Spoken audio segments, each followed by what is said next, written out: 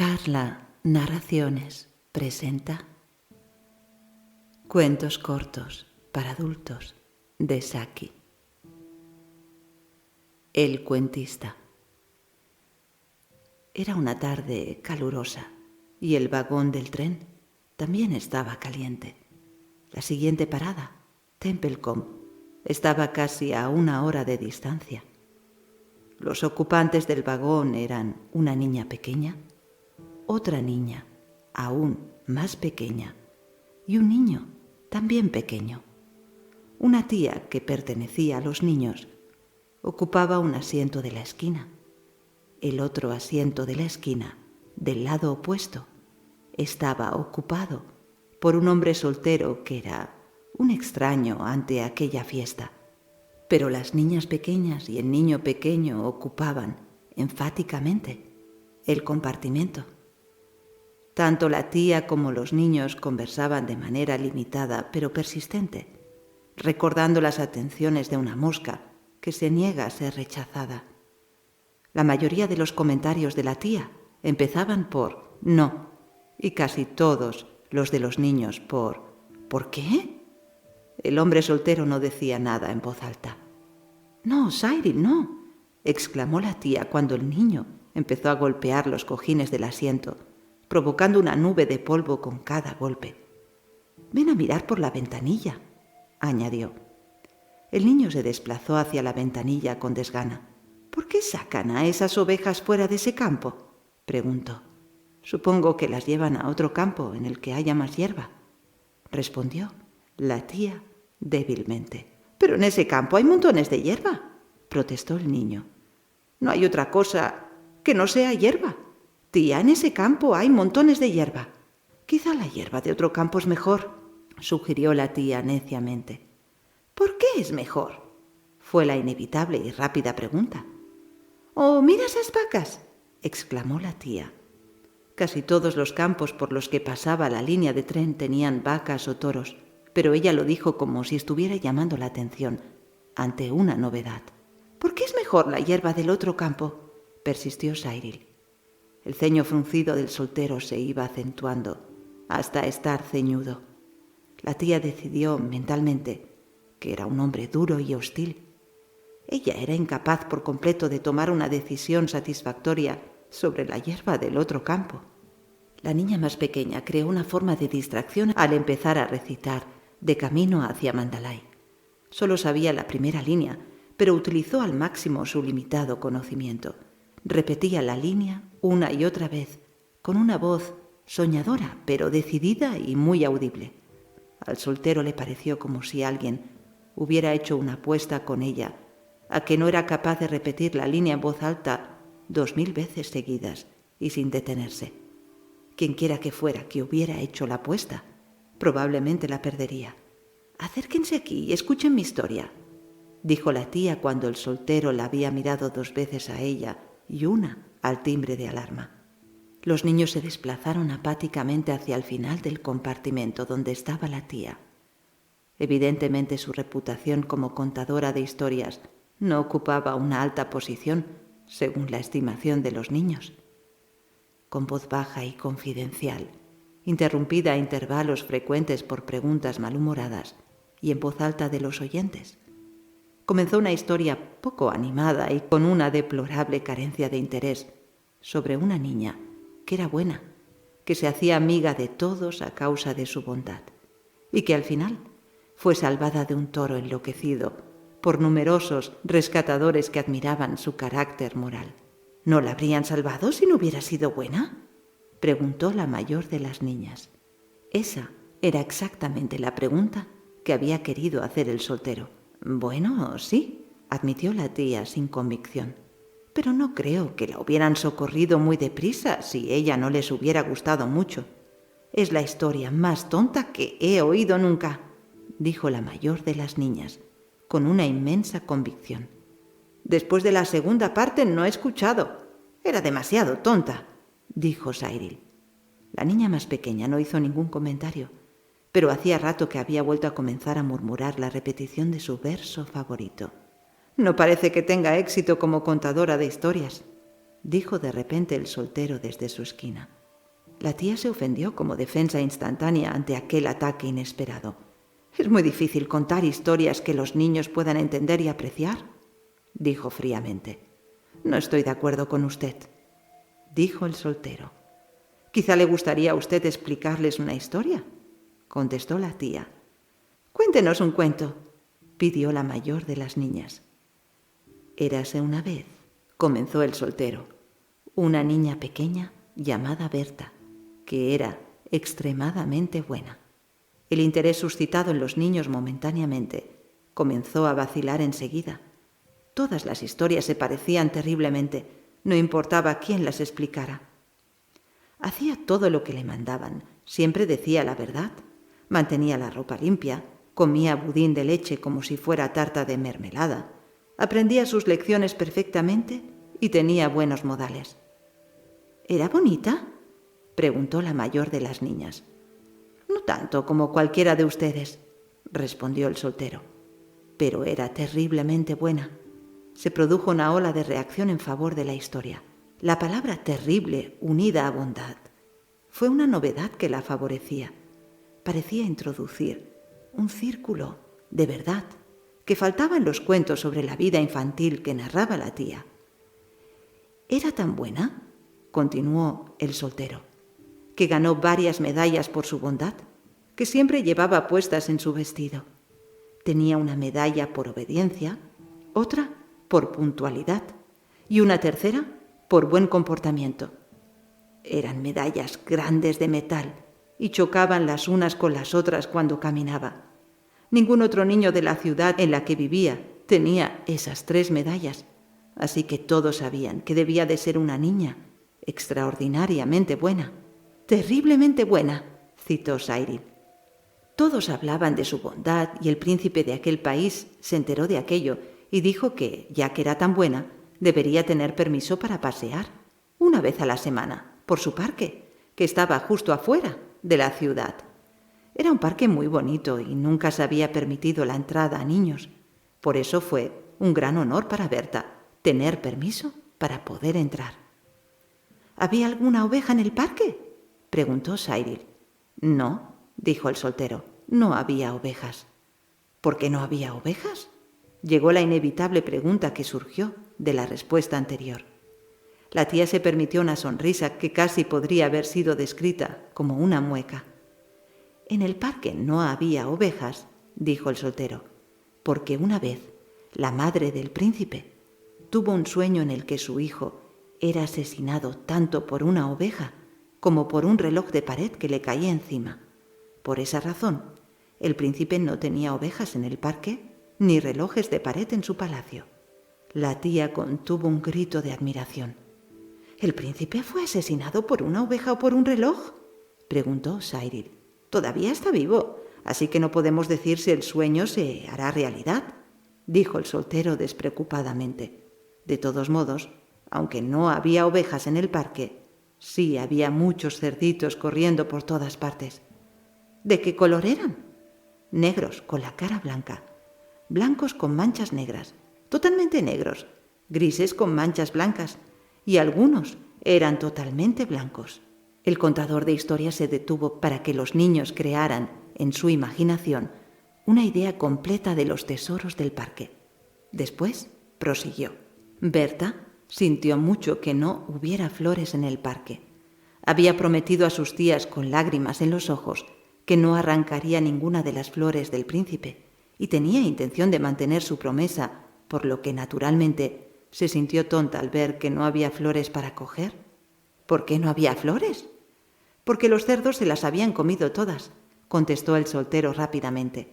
Los jardineros le habían dicho al príncipe que no podía tener cerdos y flores, así que decidió tener cerdos y no tener flores. Hubo un murmullo de aprobación por la excelente decisión del príncipe. Mucha gente habría decidido lo contrario. En el parque había muchas otras cosas deliciosas. Había estanques con peces dorados, azules y verdes, y árboles con hermosos loros que decían cosas inteligentes sin previo aviso, y colibríes que cantaban todas las melodías populares del día. Berta caminó arriba y abajo, disfrutando inmensamente, y pensó: si no fuera tan extraordinariamente buena, no me habrían permitido venir a este maravilloso parque y disfrutar de todo lo que hay en él para ver.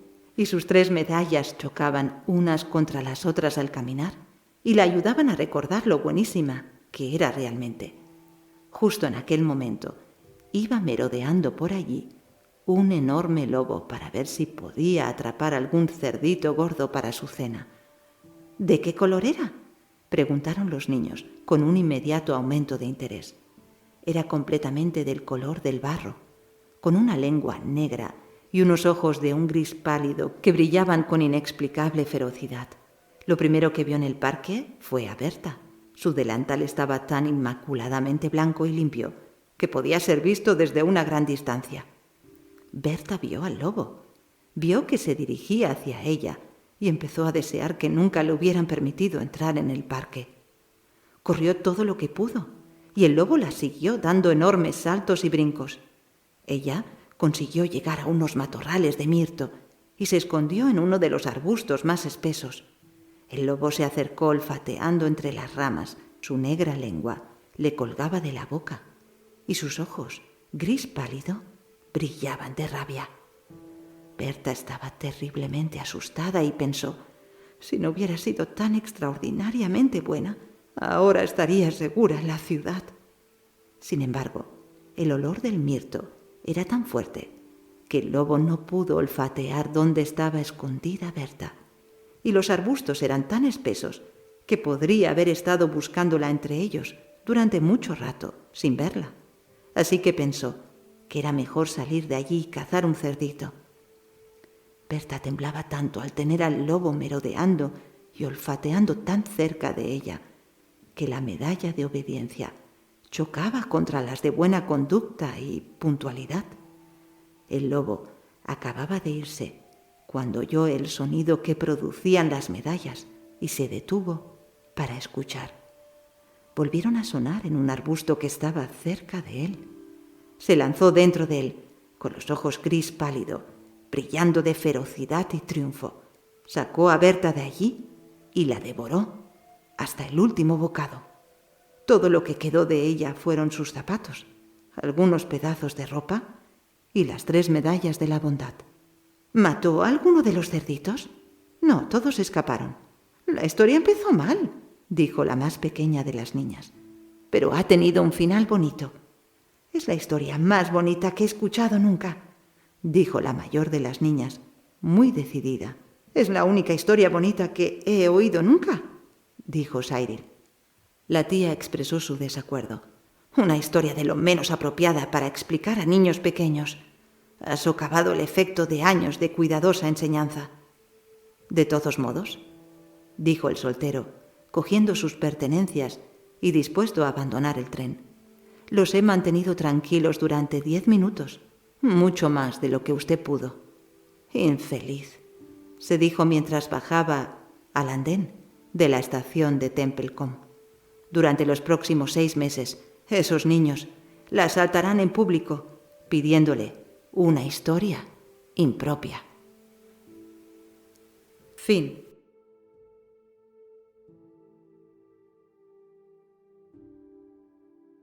La ventana abierta. Mi tía bajará enseguida, señor Nuttall, dijo con mucho aplomo una señorita de 15 años. Mientras tanto, debe hacer lo posible por soportarme.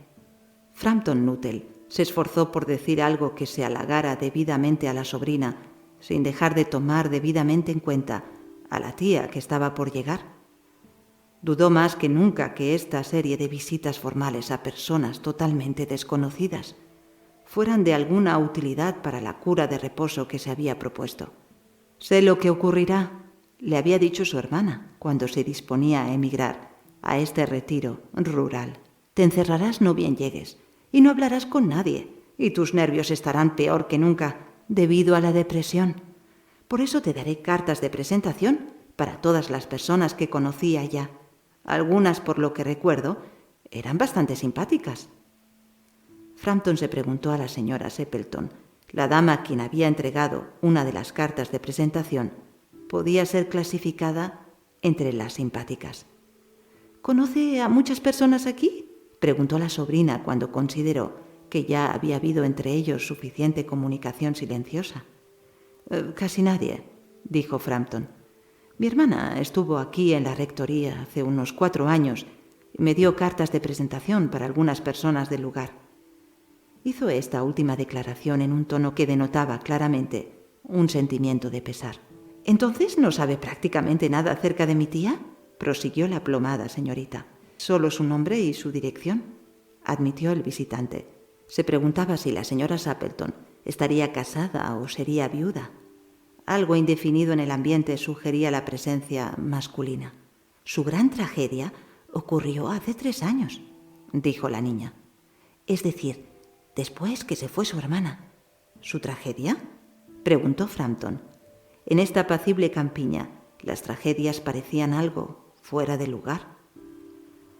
Usted se preguntará por qué dejamos esa ventana abierta de par en par en una tarde de octubre, dijo la sobrina señalando una gran ventana que daba al jardín. Hace bastante calor para esta época del año, dijo Frampton. ¿Pero qué relación tiene esa ventana con la tragedia? Por esa ventana, hace exactamente 3 años, su marido y sus 2 hermanos menores salieron a cazar por el día. Nunca regresaron. Al atravesar el páramo para llegar al terreno donde solían cazar, quedaron atrapados en una ciénaga traicionera. Ocurrió durante ese verano terriblemente lluvioso, ¿sabe? Y los terrenos que antes eran firmes, de pronto cedían sin que hubiera manera de preverlo. Nunca encontraron sus cuerpos. Eso fue lo peor de todo. A esta altura del relato, la voz de la niña perdió ese tono seguro y se volvió vacilantemente humana. Mi pobre tía sigue creyendo que volverán algún día. Y ellos y el pequeño Spaniel que los acompañaba, y que entrarán por la ventana como solían hacerlo. Por tal razón, la ventana queda abierta hasta que ya es de noche. Mi pobre y querida tía, ¿cuántas veces me habrá contado cómo salieron su marido con el impermeable blanco en el brazo y Ronnie, su hermano menor, cantando como de costumbre Bertie, ¿por qué saltas? Porque sabía que esa canción la irritaba especialmente. Sabe usted, a veces, en tardes tranquilas como las de hoy, tengo la sensación de que todos ellos volverán a entrar por la ventana. La niña se estremeció. Fue un alivio para Frampton cuando la tía interrumpió en el cuarto, pidiendo 1000 disculpas por haberlo hecho esperar tanto. Espero que Vera haya sabido entretenerlo, dijo. Me ha contado cosas muy interesantes, respondió Frampton. Espero que no le moleste la ventana abierta, dijo la señora Sappleton con animación. Mi marido y mis hermanos están cazando y volverán aquí directamente y siempre suelen entrar por la ventana. No quiero pensar en el estado en que dejarán mis pobres alfombras después de haber andado cazando por la ciénaga. Tan típico de ustedes los hombres, ¿no es verdad? Siguió parloteando alegremente acerca de la caza y de que ya no abundan las aves y acerca de las perspectivas que había de cazar patos en invierno. Para Frampton todo eso resultaba sencillamente horrible. Hizo un esfuerzo desesperado, pero solo a medias exitoso, de desviar la conversación a un tema menos repulsivo. Se daba cuenta de que su anfitriona no le otorgaba su entera atención y su mirada se extraviaba constantemente en dirección a la ventana abierta y el jardín. Era, por cierto, una infortunada coincidencia venir de visita el día del trágico aniversario. Los médicos han estado de acuerdo en ordenarme completo reposo. Me han prohibido toda clase de agitación mental y de ejercicios físicos violentos, anunció Frampton, que abrigaba la ilusión, bastante difundida, de suponer que personas totalmente desconocidas y relaciones casuales estaban ávidas de conocer los más íntimos detalles de nuestras dolencias y enfermedades, su causa y sus remedios. Con respecto a la dieta, no se ponen de acuerdo. ¿No?, dijo la señora Sappleton, ahogando un bostezo a último momento. Súbitamente su expresión revelaba la atención, más viva, pero no estaba dirigida a lo que Frampton estaba diciendo. «¡Por fin llegan!», exclamó. «Justo a tiempo para el té, y parece que se hubieran embarrado hasta los ojos, ¿no es verdad?». Frampton se estremeció levemente y se volvió hacia la sobrina con una mirada que intentaba comunicar su compasiva comprensión. La niña tenía puesta la mirada en la ventana abierta y sus ojos brillaban de horror, presa de un terror desconocido que helaba sus venas. Frampton se volvió en su asiento y miró en la misma dirección. En el oscuro crepúsculo, 3 figuras atravesaban el jardín y avanzaban hacia la ventana. Cada uno llevaba bajo el brazo una escopeta y una de ellas soportaba la carga adicional de un abrigo blanco puesto sobre los hombros. Lo seguía un fatigado spaniel de color pardo. Silenciosamente se acercaron a la casa y luego se oyó una voz joven y ronca que cantaba: «Dime, Bertie, ¿por qué saltas?». Frampton agarró deprisa su bastón y su sombrero. La puerta de entrada, el sendero de grava y el portón fueron etapas apenas percibidas de su intempestiva retirada. Un ciclista que iba por el camino tuvo que hacerse a un lado para evitar un choque inminente. «Aquí estamos, querida», dijo el portador del impermeable blanco, entrando por la ventana. «Bastante embarrados, pero casi secos. ¿Quién era ese hombre que salió de golpe? No bien aparecimos». «¿Un hombre? Rarísimo. Un tal señor Nuttall», dijo la señora Sappleton. «No hablaba de otra cosa que de sus enfermedades y se fue disparado sin despedirse ni pedir disculpas al llegar ustedes. Cualquiera diría que había visto un fantasma. Supongo que ha sido a causa del spaniel», dijo tranquilamente la sobrina. «Me contó que los perros le producen horror.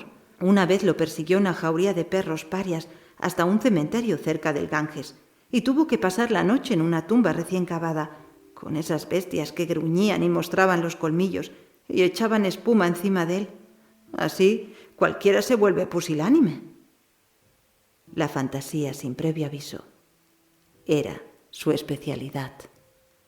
Fin. Has escuchado Cuentos cortos para adultos de Saki, una producción de Carla Narraciones. Todos los derechos reservados. Si te ha gustado este vídeo, no te olvides de dar un me gusta para apoyar el canal. También puedes comentar qué te han parecido estos cuentos o qué cuento te ha gustado más. No te olvides tampoco, si todavía no lo estás, de suscribirte al canal Carla Narraciones para recibir una notificación cada vez que suba un nuevo audiolibro.